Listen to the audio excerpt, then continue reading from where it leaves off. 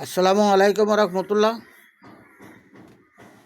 এই ভিডিওটা করার একান্ত কারণ হলো রাষ্ট্রের সংবিধান উপলক্ষে ট্র্যাক্টর থেকে তেঁতুলি, রূপসর থেকে পাতুরি অত্র বাংলাদেশের জনগণ নির্বাচন ৭১ যুদ্ধের পর থেকে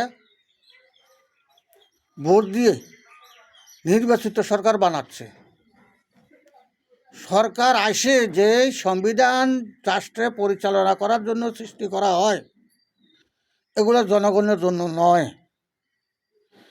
এই আইনগুলা, এই সংবিধানগুলা সৃষ্টি করা হয় তাদের লাভের জন্য, তাদের কাজের জন্য, তাদের জন্য, জনগণের জন্য নয়। আওয়ামী লীগ সরকার যেগুলো পাস করছে এগুলো জনগণের জন্য নয়। বিএনপি সরকার যেগুলো চালাই গেছে, আইন পাস করে গেছে, এগুলো জনগণের জন্য নয়। জাতীয় পার্টি যেগুলো পাস করে গেছে এগুলো জনগণের জন্য নয়।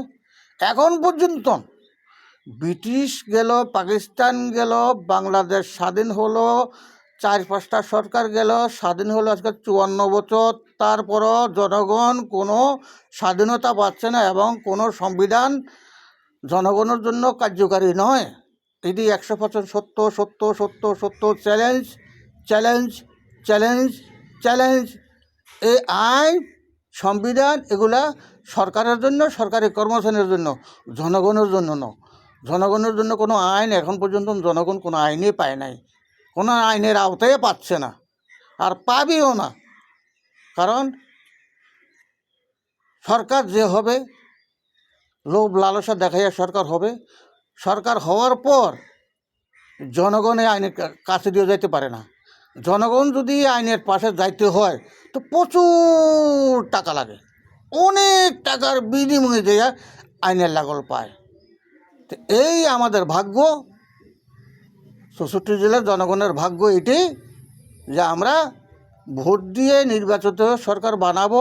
এই সরকারের থেকে আমরা চাওয়া পাওয়া যেটা, সেটাকে উদ্ধার করতে হলে প্রচুর টাকা দিয়ে সংবিধান খরিদ করে তারপরে আমরা সংবিধানের আশ্রয় পাই। এটা সত্য, সত্য, সত্য। কারণ এগুলো মানুষের বানানো আইন। এই আইন দিয়ে জনগণ চলে না, রাষ্ট্রও চলতে পারে না। নয় কার না, চলতে পারে না, এরকম চলতে পারে এরকম। এখন যেরকম চলতেছে এরকম চলে। একজনের বউ আরেকজনে নিয়ে যায়, একজনের মেয়ে একজনে নিয়ে যায়, একজনের জমিন একজনে নিয়ে যায়, একজনের বাড়ি আরেকজনে নিয়ে যায়, একজনের টাকা একজনে নিয়ে যায়। এটার কোনো বিচার নাই। বিচার না থাকার কারণ দেশে কোনো সংবিধান